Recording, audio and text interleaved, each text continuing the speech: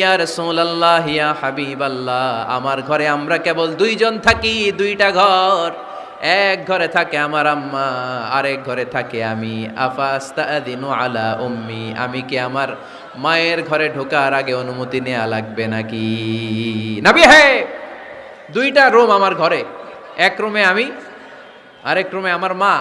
আফাস্তাদিনু আলা উম্মি, আমার মায়ের ঘরে যাওয়ার আগে অনুমতি নেওয়া লাগবে? আনা খাদিমুহা, আমি তো তার খেদমত করি, মায়ের ঘরে যাইতে অনুমতি লাগবে? বিশ্বনবী বললেন নাম ইস্তাযিন আলাইহা, হ্যাঁ অবশ্যই মায়ের ঘরে ঢোকার আগে অনুমতি নিয়ে ঢুকবা। সুবহানাল্লাহ পড়বেন না? সাহাবী বললেন ইয়া রাসূলুল্লাহ, তিনি তো আমার মা, অনুমতি লাগবে কেন? বিশ্বনবী বললেন আতুহিব্বু আন তারাহা উরিয়ানা, জানো সাহাবী, তুমি কি তোমার মাকে উলঙ্গ দেখতে পছন্দ করো নাকি? সাহাবী বললেন না, কশিন কালেও নয়, আমি কখনো আমার মারে উলঙ্গ অবস্থায় দেখতে পছন্দ করব না। বিশ্বনবী বললেন তাহলে অবশ্যই অনুমতি নিয়ে ঢুকবা। যদি মারে উলঙ্গ দেখতে মনে না চায় তাহলে ঢুকবা, কারণ ঘরের ভিতরে কে কখন কোন পরিস্থিতিতে থাকে তার কোনো হিসাব আছে? এজন্য সালাম দিবেন, নক করবেন, অনুমতি চাইবেন, তখন নিজেকে নিজে ভিতরে যারা আছে, মহিলা হোক পুরুষ হোক, সামলে নিবে, গুছিয়ে নিবে, তারপরে আপনাকে ঢুকার ব্যবস্থা করে দিবে, ঠিক কিনা? তাহলে মায়ের ঘরে ঢুকতে হলে যদি অনুমতি লাগে, তাহলে বোনের ঘরে ঢোকার আগে অনুমতির দরকার আছে না নাই? আমার পাশের ঘর হচ্ছে আমার ভাইয়ের ঘর, ভাইয়ের ঘরে ঢোকার আগে অনুমতির দরকার আছে না নাই? কাজিন, চাচাতো বোন, খালাতো বোন, চাচাতো ভাই, খালাতো ভাই, পাশের ঘরের ভাবি, পাশের বাড়ির মানুষ, এদের ঘরে ঢোকার আগে অনুমতির প্রয়োজন আছে না নাই? খবরদার, খবরদার, এটা কবিরা গুনাহ। This is my first message to the people of Feni tonight. আজ রাতে ফেনীবাসীদের কাছে আমার প্রথম মেসেজ হচ্ছে, কারো ঘরে যাওয়ার আগে অ্যাপয়েন্টমেন্ট নিয়ে যাব। কখন তার সাথে দেখা করব, আগে অ্যাপয়েন্টমেন্ট নিয়ে যাব, তারপরে যে দরজার বাইরে দাঁড়িয়ে পারমিশন চাইবো, মানে অনুমতি নিব, তারপরে সালাম দিব, এরপরে ঘরে ঢুকবো। পারা যাবে? ইনশাল্লাহ পড়তে পারবেন না আওয়াজ করে? আজকে আলোচনার বিষয় হচ্ছে সূরাতুল হুজুরাত। সূরার নাম কি? হুজুরাত। এটা মাদানী সূরা। কি সূরা? এটা কোরআনের 49 নম্বর সূরা। কত নম্বর সূরা? এই সূরায় মোট আয়াত আছে 18টি। কয়টি? এবার আমি প্রশ্ন করব, উত্তর দেন। এই সূরায় মোট আয়াত সংখ্যা কয়টি? 18টি। এটি কোরআনের কততম সূরা? 49তম সূরা। আর সূরাটা মাক্কি সূরা। কি সূরা? মাদানী সূরা। এই সূরাটাকে বলা হয় সামাজিক রীতিনীতির সূরা।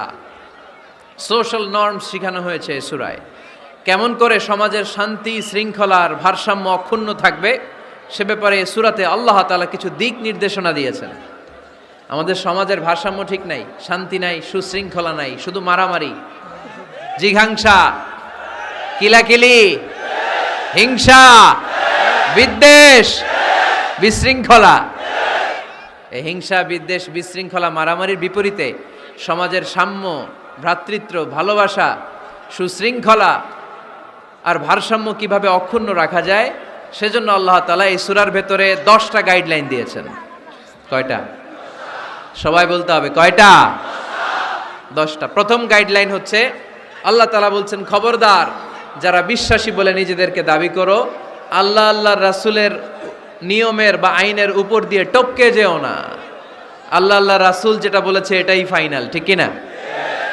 রব্বুল আলামিন বলেন, ইয়া আইয়ুহাল্লাযীনা আমানু লা তুকদ্দিমু বাইনা ইয়াদাইল্লাহি ওয়া রাসূলিহি ওয়াত্তাকুল্লাহ ইন্নাল্লাহা সামিউন আলীম। পড়েন সুবহানাল্লাহ। আল্লাহ বললেন যারা বিশ্বাসী বলে দাবি করো, খবরদার, আল্লাহর দেয়া বিধান আর আমার নবীর দেয়া বিধান, এই বিধানগুলাই ফাইনাল। এই ফাইনাল কথার পরে মুমিনের কোনো কথা থাকতে পারে? আল্লাহ যেটা বলেছে, আল্লাহ রাসূল যেটা বলেছে সেটাই ফাইনাল। আওয়াজ করে বলতে হবে, সেটা কি? এটা ফাইনাল।